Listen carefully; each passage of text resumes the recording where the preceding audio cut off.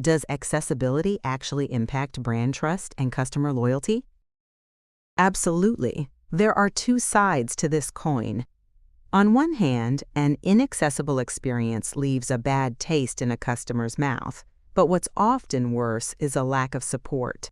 When a user takes time out of their day to report a barrier and is ignored or brushed off, it signals that the company hasn't done the foundational work. Using backdoor solutions like widgets or having no accessibility advocates suggests you don't have the resources to offer an equal experience. If a platform is inaccessible, they will be very quick to leave and go to a competitor that offers a better experience. On the other hand, a great accessibility experience builds incredible brand loyalty. Providing that accessible journey is a powerful way to set your business apart.